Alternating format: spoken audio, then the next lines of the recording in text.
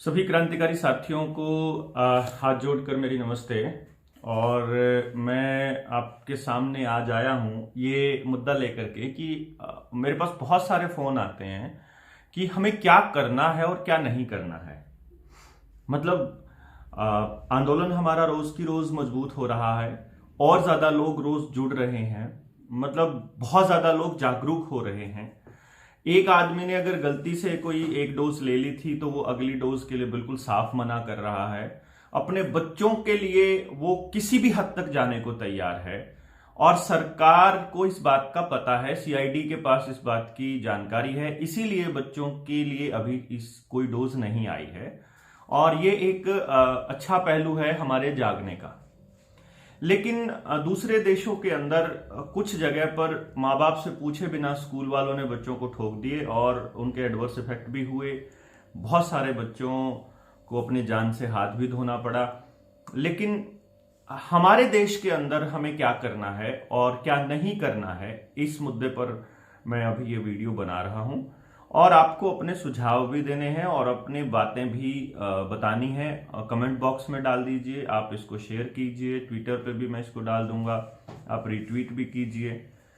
तो मैं एक चीज आपको बता रहा हूं कि टेलीग्राम का हैंडल भी मैं डिस्क्रिप्शन बॉक्स में या फिर इधर कैप्शन में डाल रहा हूं, ताकि आप टेलीग्राम पे भी कनेक्ट हो जाएं। इंडिया अगेंस्ट प्लैंडेमिक करके मेरा चैनल है उस पे सॉरी टेलीग्राम पे, जिसके अंदर और डिटेल में डाल सकते हैं। वहां पर कुछ शब्दों, वहां पर किसी भी चीज की कोई दिक्कत नहीं है, तो आप पूरी बात वहां समझ सकते हैं। तो सबसे पहली बात यह है कि बच्चों को बचाने के लिए सबसे पहले जन जागृति का होना बड़ा जरूरी है। और उसके लिए आपको अपना विरोध दर्ज कराना सबसे महत्वपूर्ण और सबसे पहला कदम है। देखिए, विरोध अगर आप सोशल मीडिया पे दर्ज कराते हो या मीडिया में अगर आप दर्ज कराते हो, वो विरोध दर्ज नहीं माना जाता है। सरकारों के पास लिखित में जब तक आपकी शिकायत नहीं होगी तब तक आपके विरोध को दर्ज नहीं माना जाएगा। तो एक तो आपको अपनी शिकायत, आपको कोई भी साइड इफेक्ट हुआ है पहली डोज लेने के बाद या दूसरी डोज लेने के बाद, चाहे 4 महीने बाद हुआ हो, चाहे 6 महीने बाद हुआ हो, आप वहां जाकर के अपनी एप्लीकेशन जरूर दें कि मैंने इतनी तारीख को पहली डोज या दूसरी डोज ली थी और इसके बाद से मुझे लगातार ये हो रहा था और अब ये हालत आ गई है। आप उनको ये बता सकते हो कि पहले ही दिन से मुझे ये तकलीफ हो रही थी। जैसे किसी को सांस की तकलीफ शुरू हो जाती है, किसी को बुखार खत्म नहीं होता है। बहुत से दोस्त हैं मेरे, जो बहुत से जानकार भी हैं, जिनको बुखार उस तब से लेके आज तक टूटा ही नहीं है, जिनका जुकाम अब तक नहीं गया है। तो जिनको अब तक प्रॉब्लम नहीं होती थी, उनकी प्रॉब्लम बहुत ज्यादा हो गई है। और ऐसा नहीं है कि प्रॉब्लम ज्यादा ही हुई है, बहुत सारे लोगों का नजला, मतलब 1-2 लोगों का नजला, मतलब मैंने अभी तक इतने सालों में, इतने महीनों में 2 आदमी मिले हैं मुझे जो ये कह रहे हैं कि हमारे किसी जानकार का नजला ठीक हो गया। मेरे डायरेक्टली मुझे नहीं मिला कोई कि मेरा हुआ है, उनका कोई जानकार था। और हो सकता है कि वो जानबूझ के प्रोपेगेंडिस्ट हो, लेकिन मेरी समझ में मेरे से डायरेक्टली अभी तक कोई नहीं मिला है। लेकिन डायरेक्टली ऐसे बहुत सारे लोग मिले हैं जिनको साइड इफेक्ट हुए हैं। और साइड इफेक्ट एक भी आदमी को नहीं होना चाहिए था। भाई देखो, फायदा किसी को हो कि ना हो, लेकिन नुकसान किसी को नहीं होना चाहिए, ये हमारी डिमांड थी। लेकिन क्योंकि बहुत ज्यादा नुकसान हो रहे हैं और यही कारण है कि हम लोगों को लगातार बोलते रहना पड़ेगा। अब आपको अपने पीएचसी में जहां आपने टीका लगवाया था वहां पे, या जहां भी आपका नजदीक में कोई और केंद्र बना हुआ है जहां ये लोग आपको डोज दे रहे हैं, तो वहां जाकर के अपना विरोध दर्ज वहां कीजिए। वहां पे लिख करके दे आइए। आप 2 लोग हैं तो 2 दे आइए, आप 4 लोग हैं तो 4 दे आइए, आप 10 लोग हैं तो 10 दे आइए, आप अकेले हैं तो अकेले दे आइए। क्योंकि वेलफेयर स्टेट के अंदर अकेले आदमी की बात भी सुनी जाती है और वो सुनी जानी चाहिए। तो आप वहां पर दे आइए। हमें नहीं चाहिए ये, हम आगे से अपने बच्चों को नहीं लगाने देंगे, ये भी लिख करके दे आइए वहां पर अस्पताल में या जहां भी उन्होंने एक सेंटर बना रखा है वहीं पर। और दे करके उसकी कॉपी जो है वो आप उसकी कॉपी पे रिसीविंग ले लीजिए। और वही चिट्ठी, सेम चिट्ठी आप अपने स्टेट के एसीएस को भेज दीजिए, एडिशनल चीफ सेक्रेटरी को भेज दीजिए। वो मुख्यमंत्री का सीधा मुख्यमंत्री का जो कार्यालय है वो एडिशनल चीफ सेक्रेटरी के अंडर में होता है। तो जो एसीएस के पास चिट्ठी जाएगी, समझो सीएम के पास चली गई। और चीफ मिनिस्टर को और हेल्थ मिनिस्टर को भी भेजिए और उनके एसीएस को भी भेजिए। मतलब एसीएस को भेजना जरूरी है। मुख्यमंत्री को भेजी हुई, राष्ट्रपति को भेजी हुई चिट्ठी काउंट नहीं होगी, राज्यपाल को भेजी हुई नहीं काउंट होगी, लेकिन उनको भेजा हुआ ज्ञापन काउंट होगा। अगर आप किसी डीसी को या एसडीएम को ज्ञापन दे रहे हो, उनको कोई मेमोरेंडम दे रहे हो, तो ये आपको करना है कि आप अपनी वो चिट्ठी वहां भेजिए और उनको एसीएस को मेल कर दीजिए। साथ के साथ सेंटर की सरकार को, प्रधानमंत्री के पर्सनल प्रिंसिपल सेक्रेटरी को भी भेज दीजिए, पीएस को, और हेल्थ मिनिस्ट्री को भी भेज दीजिए। और हेल्थ मिनिस्ट्री के दफ्तर की भी आप ईमेल आईडी वहां से सर्च कीजिए, वहां से आपको गूगल से मिल जाएगी, और उसको वहां उस पर मेल कर दीजिए, सीसी कर दीजिए सीधा, और वो मेल जानी चाहिए आपकी तरफ से। अगर आपको साइड इफेक्ट हुआ है उसकी भी भेजिए, अगर आपने नहीं लेना है उसकी भी भेजिए। मैं आपको गारंटी से कहता हूं, क्योंकि हमारे देश के अंदर लगभग 7 लाख गांव हैं, तो 7-7.5 लाख गांव और शहरों से एक एक आदमी भी अगर भेजेगा तो भी हमारे पास एक बहुत बड़ा नंबर आ जाएगा। और दूसरी चीज मैं आपको बताऊं कि मेरी कोई भी वीडियो आपको अपने प्लेटफॉर्म पे लगाने से पहले मेरी किसी परमिशन की जरूरत नहीं है। आप सेम बातें भी रिपीट कर सकते हो, आप अपनी वीडियो बना के भेज सकते हो, सेम वीडियो को शेयर कर सकते हो, या इस वीडियो को डाउनलोड करके अपने चैनल पे लगा सकते हो, कोई दिक्कत नहीं है। मैं उसके अंदर कॉपीराइट क्लेम नहीं करूंगा, तो आप आराम से इसको भेजिए, जितने लोगों को भेज सकते हो। तो पहला पॉइंट ये है कि आप अपने इन लोगों को ये मेल करिए, वहां पर जाकर के अपने साइड इफेक्ट दर्ज कराइए। आगे बच्चों को नहीं चाहिए, ये वहां पर उस मेल के अंदर डाल दीजिए, अपनी चिट्ठी के अंदर डाल दीजिए। दूसरा पॉइंट, जो भी आपके लिए आवाज उठाने वाले लोग हैं, यानी कहीं भी आपका प्रतिनिधि है, मान लीजिए आप किसी कॉलेज में पढ़ते हो तो आपका जो क्लास का रिप्रेजेंटेटिव है, जिसे हम सीआर कहते हैं, अगर आप स्टूडेंट हैं तो स्टूडेंट विंग बनी होगी आपकी यूनिवर्सिटी, आपके कॉलेज के अंदर कोई ना कोई यूनियन होगी, उस यूनियन के पास पहुंचिए। आप गांव में हैं, आपका पंचायत का मेंबर भी है, आपका सरपंच है, आपका ब्लॉक समिति का मेंबर है, फिर ब्लॉक समिति का चेयरमैन है, फिर आपका जिला पार्षद है, जिला परिषद का चेयरपर्सन है, उसके बाद आपका विधायक है, एमएलए, फिर आपका सांसद है, एमपी, फिर कोई मिनिस्टर है। तो जो भी आपका रिप्रेजेंटेटिव है, सबको एक एक चिट्ठी लिखिए। यह सिरदर्दी आपको उठानी पड़ेगी। अगर आपको बात समझ में आई हुई है और आप घर से नहीं निकल रहे हैं, तो यह बहुत बड़ी गलती हम लोग कर रहे हैं। इसलिए किसी का इंतजार मत कीजिए। ये मत इंतजार कीजिए कि देवेंद्र बलारा का प्रोग्राम करवा लेते हैं, और या हम योहान टिंगरा को बुला लेते हैं, या फिर नीलेश ओझा को कह देंगे, या फिर फलाने किसी उसको बोल देंगे। अपनी तरफ से अपने प्रयास जारी रखिए, और किसी का इंतजार मत कीजिए कि कोई आदमी आपको बचाने के लिए आएगा, ना ही कोई आ सकता है। हमारे पास अपने आसपास ही इतना सारा जाल बिछा हुआ है, हमें वहां से निकलना ही संभव नहीं हो पाता। तो आपको अपने आसपास अपने लोगों का एक सुरक्षा कवच तैयार करना पड़ेगा। इसलिए किसी का इंतजार मत कीजिए, हम जैसे लोगों का इस्तेमाल कीजिए जानकारियों को इकट्ठा करने के लिए, रिसर्च मटेरियल के लिए, रेफरेंस के लिए। हमारी रिसर्च पे भी पूरा भरोसा मत कीजिए, अपनी रिसर्च कीजिए खुद की, और अपने विचार डेवलप कीजिए। उससे थोड़ा आपको आइडिया होगा कि मैं जो कह रहा हूं वो उसको आप कैसे समझते थे पहले, और अब आप कैसे समझते हैं। यानी मेरी बात को सुन के अपनी रिसर्च भी करिए, आपको खबरों का पोस्टमार्टम करना भी आएगा कि असल में इस खबर का क्या मतलब है। यानी जब अंबानी के शेयर्स को बिल गेट्स खरीदता है, तो यह समझना पड़ेगा कि अंबानी को जो प्रॉफिट हो रहा है वो प्रॉफिट इनडायरेक्टली बिल गेट्स को हो रहा है। तो ये आपको समझना होगा कि जो लोग ये सपोर्ट में है कि तुम अंबानी अडानी के खिलाफ क्यों हो, भाई हम अंबानी अडानी के खिलाफ नहीं है, हम क्रॉनिक कैपिटलिज्म के खिलाफ है। हम इस बात के खिलाफ हैं कि चंद घरानों का पैसा लगातार बढ़ता जा रहा है और दुनिया और देश पूरा का पूरा गरीब होता जा रहा है। शेयर मार्केट जहां बढ़ रही है, वहीं देश की इकोनॉमी ठप हो रही है, वहां हमारा मंझला दुकानदार खत्म हो रहा है। ऑनलाइन ट्रांजैक्शन के नाम पर तुम ट्रांजैक्शंस को कंपलसरी कर रहे हो, वहां पर आप चार्जेस भी हमसे ले रहे हो, और साथ के साथ तुम लोग हमारे बैंकों को खत्म करते जा रहे हो। तो ये चीजें जो हैं, आपको वो खबरों का पोस्टमार्टम आपको आना चाहिए। और जो लोकसभा में अब बिल पास करने वाले हैं, इनके लिए आपको जागृत रहना होगा, इनके लिए आपको इस बात का पता रखना होगा कि ये क्या क्या कर रहे हैं, और आपके बच्चों के लिए ये कैसे कबर खोदने वाले हैं, आपके बच्चों की आने वाले भविष्य के लिए। तो आपके जो ये रिप्रेजेंटेटिव्स थे, आप इन रिप्रेजेंटेटिव्स को भी अपनी एक एक डिमांड पत्र, अपना एक एक चिट्ठी, अपनी एक एक मांग पत्र वहां दे करके आइए। चाहे उसके ऊपर 10 आदमियों के साइन हो, चाहे उसके ऊपर 2 आदमियों के साइन हो, आप देकर के आइए दफ्तर में, और उसके बाद उसकी रिसीविंग लेकर के आइए।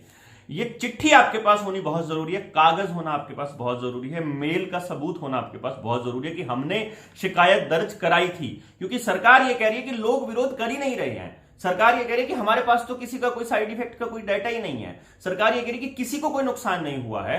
तो किसी को किसी भी तरह से कोई भी नुकसान हुआ हो, चाहे आपका शरीर डल हो गया हो, चाहे काम करने का मन नहीं कर रहा हो, चाहे आपको कोई और नुकसान नजर आ रहा हो, सेम नुकसान लिखिए और वहां दर्ज कराइए और उसी चिट्ठी को आप सोशल मीडिया पे भी डालिए। ये आपको करना है। तीसरा काम आपको ये करना है कि अपने जो आपका रेजिडेंट वेलफेयर एसोसिएशन है RWA, जो आपकी मंडी एसोसिएशन है, जो आपकी मार्केट एसोसिएशन है, जो आपकी कोऑपरेटिव सोसाइटी में बैठे हुए हैं, या आपके कोई और एसोसिएशन बनी हुई है, जहां भी, चाहे आपका टैक्सी ड्राइवर्स की एसोसिएशन बनी हुई है, चाहे आपके रेडी पटरी वालों की एसोसिएशन बनी है, झाड़ू वालों की मतलब सफाई वालों की बनी हुई है, आपकी आंगनबाड़ी वर्कर्स की बनी है, आपके आशा वर्कर्स की बनी है, 4th क्लास की बनी है, आपके रोडवेज की बनी है, डाकखाने की बनी है, स्कूलों में टीचर्स की बनी है, और ऐसे करके जितने भी डिपार्टमेंट हैं उन सबकी जो यूनियंस बनी है, छोटे लेवल से लेकर बड़े लेवल तक जो भी यूनियन बनी है, अगर उस यूनियन के अंदर बीजेपी, RSS या NDA को समर्थन देने वाली किसी पार्टी का आदमी बैठा है तो उसको वहां से हटाने की मांग डाल दीजिए वहां लोकतांत्रिक तरीके से कि हमें ये आदमी नहीं चाहिए, क्योंकि ये सरकार के अंदर बैठी हुई पार्टी का समर्थन करता है, तो इसके वेस्टेड इंटरेस्ट हैं, यहां क्लैश जो कंफ्लिक्ट ऑफ इंटरेस्ट सामने आ रहा है, इसीलिए ये बंदा हम लोगों को नहीं चाहिए, ये सरकार के पास हमारी मांग नहीं रखेगा, ये जनता के लिए काम नहीं करेगा, ये सरकार के लिए काम करेगा। तो कोई भी मतलब मौजूदा सरकार को समर्थन देने वाला आदमी आपकी एसोसिएशन में नहीं होना चाहिए, ये बात आप रखिए, और उनके निकालने का, उनको खदेड़ने का, उनके पिछवाड़े पे लात मारने का इंतजाम करिए और उनको वहां से खदेड़िए, क्योंकि उन्हीं ने आपकी जिंदगी को बर्बाद किया है, वही आपकी मांग, आपकी बातों को आगे नहीं जाने देते, उन्हीं से पूछ करके लॉकडाउन लगाए गए थे, उन्हीं से पूछ करके ये ठोके जा रहे हैं आपको पहली डोज और दूसरी डोज, और वही लोग जिम्मेदार हैं कि आपकी आवाज सरकार तक नहीं पहुंच रही है। इसलिए ये बहुत जरूरी है कि इन एसोसिएशन में कोई भी है उसके खिलाफ आवाज उठाइए। इसके बाद मैं आपको बता रहा हूं कि नेक्स्ट पॉइंट है, अपने गांव में घूम करके या अपने शहर में या अपने आसपास, अपने मोहल्ले में, अपनी गली में कहीं भी घूमिए और जिन्होंने पहली डोज या दूसरी डोज ली है उनके साइड इफेक्ट्स नोट करिए और उनके नाम नोट करिए, उसको क्या साइड इफेक्ट है, कब उसको टीका लगा, वो नोट करके और फिर इस पूरे की पूरी डिटेल बनाइए। अगर वो दुनिया के सामने आना चाहते हैं तो उनकी वीडियो बनाइए, उनकी वीडियो बनाकर अपने प्लेटफॉर्म पे डालिए, मुझे भेजिए, मैं डाल दूंगा, जिसे भी हो लोगों तक उनकी बात पता लगनी चाहिए। उनकी लिस्ट तैयार कीजिए, फिर उनसे पूछिए क्या आप अगली डोज लेने वाले हो, क्योंकि जिन्होंने 2 डोज ले ली है वो ये सोच रहे हैं कि अब हमारे को डोज लेने की जरूरत नहीं पड़ेगी और अब हम परमानेंट इम्यून हो गए हैं, हमारे को इम्यूनिटी मिल गई है, जबकि असलियत यह है कि आपके लिए तीसरी डोज आ रही है। जिन्होंने एक भी नहीं ली हुई है उनको डंडा दिया जा रहा है कि उनके घर घर जाकर के पहली डोज देने की प्रेशराइज किया जा रहा है। तो किसी भी तरह से UHID बनाने का प्लान है, आप आधार कार्ड भी दे देंगे, जबरदस्ती बना देंगे वो आपकी। तो बहुत से लोगों ने लिया भी नहीं है, ये भी एक कारण है। तो आप सिर्फ इतना पता करिए कि उनसे पूछिए क्या आप वो लेने वाले हो अगली डोज, क्या आप अपने बच्चों को वो दिलाने वाले हो।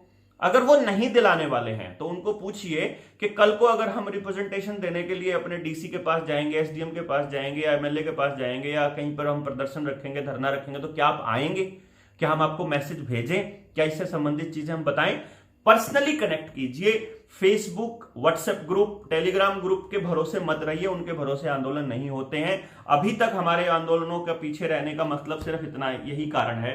मान लीजिए मैंने कहा कि मैं इस गांव में कर रहा हूं आंदोलन और मैं व्हाट्सएप ग्रुप में डाल देता हूं मेरे पास इतने आदमियों का ग्रुप है। अरे भैया, इतने आदमियों के ग्रुप का मतलब क्या है कि वो एक खबर के ऊपर गुस्से का निशान लगा देते हैं, फेसबुक चलाते हुए वो एक खबर पर हंस रहे होते हैं, तो वो उनका स्टेबल माइंड नहीं है। तो जो लोग असलियत में आना चाहते हैं रिप्रेजेंटेशन के लिए, उन लोगों को पता होगा कि कौन कौन लोग हैं, इसलिए उन लोगों की पहचान कीजिए कि वो कौन लोग हैं जो आना चाहते हैं, जो आपके साथ जुड़े रहना चाहते हैं, जो इस मुद्दे पर चाहते हैं कि आपको खबर देनी है, तो आप उस जो जानकारियां इकट्ठी हमें मिलती हैं वो जानकारियां उन तक पहुंचाएं। तो उन लोगों का नाम हमारे पास होना चाहिए, सीधा सीधा कॉन्टैक्ट नंबर होना चाहिए। 100 लोगों से मिलते हैं और अगर 100 लोगों में हमें एक आदमी मिलता है, यानी 1% अगर आप लोगों को जगा पा रहे हैं, तो ये बड़ी सक्सेस होती है। क्योंकि 99 लोग तो अगर आप बोल भी नहीं रहे हैं तो इसमें कोई बुराई नहीं है, वो लोग तो इंतजार कर रहे होते हैं कि कोई आगे आए और हम उसके पीछे पीछे चले। तो इसलिए आपको चिंता करने की जरूरत नहीं है। 100 में एक अगर जाग रहा है मतलब हम बहुत बड़ी सक्सेस रेट से चल रहे हैं, ये चिंता करने की जरूरत नहीं है। दूसरी बात, क्योंकि आपको समझ में आया हुआ है तो आपको आपका काम है बोलना, आपका काम है लोगों को समझाना। आप समझाते रहिए, सामने वाला समझता है नहीं समझता वो उसका काम है, तो आप अपना काम करते रहिए। आपने बीज डाल दिया है, वो बीज कब प्लांट बनेगा, कब बड़ा पेड़ बनेगा छोड़ दीजिए, लेकिन आपने बात बतानी जरूर है। आप बताते रहिए और एक आदमी के ऊपर ज्यादा समय खराब मत कीजिए, 10-20 लोगों के ऊपर भी ज्यादा समय खराब मत कीजिए। अगर वो समझने को तैयार हैं, देखिए आपके सवाल बताएंगे, जो सामने वाला बंदा बैठा है उसके सवाल बताएंगे कि उसके पास आपको टाइम लगाना है कि नहीं लगाना है। अगर उसके सवाल जानने के लिए हैं, आपसे कोई बात की जानकारी लेने के लिए हैं, तो उनके पास जितना टाइम हो सके लगाइए। अगर सवाल का जवाब नहीं मिल रहा है तो ढूंढ कर दे देंगे हम, ऐसा बताइए उनको, विश्वास में लीजिए कि हमें इस बात का फिलहाल नहीं मालूम है लेकिन हम बताएंगे, इसकी बात का जवाब आपको देंगे जरूर। अगर वो डिनाई कर रहे हैं पहले सिरे से और वो मान चुके हैं, मतलब ऐसे कुछ तो ऐसे गधे मिलेंगे आपको जो ये कहते हैं कि तुमने डोज नहीं लिया क्या, नहीं लिया, अरे तुम मोदी विरोधी हो क्या, अरे गोबर भाई तुम्हें, मतलब ये किसने कहा है कि इसमें किसी का विरोध और किसी का सपोर्ट का कोई मतलब है। यहां हम आपके बच्चों की जिंदगी बचाने की भी बात कर रहे हैं, चाहे आप किसी भी पार्टी के हों। तो यहां मोदी विरोधी का कोई मतलब नहीं है, यहां मूर्खता विरोधी बात हो रही है। यहां पर हम ये बता रहे हैं कि राहुल गांधी की मां इसको शुरुआत करने वाली थी। यहां हम ये बता रहे हैं कि राहुल गांधी भी इतने जोर शोर से हम लोगों को ठुकवाने पे लगा पड़ा है, और अरविंद केजरीवाल भी ऐसे ही लगा पड़ा है, और हर स्टेट का मुख्यमंत्री ऐसे ही लगा पड़ा है, चाहे उद्धव ठाकरे हो, चाहे शिवसेना की सरकार हो, चाहे अशोक गहलोत राजस्थान में हो, चाहे हिमाचल के अंदर और हरियाणा के अंदर ये मतलब ये रंडवों की सरकार हो। तो यहां सबके साथ यही हो रहा है।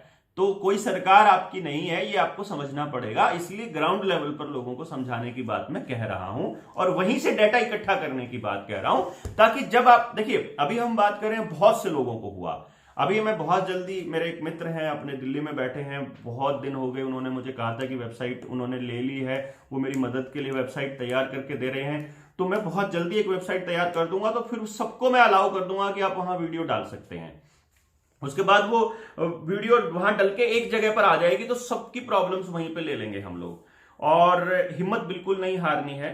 ये आप देखिए अपने, अगर आप लोगों के पास जाते हैं और उनको समझाते हैं और उनको समझ में नहीं आता है, तो आपको हिम्मत बिल्कुल नहीं हारनी है।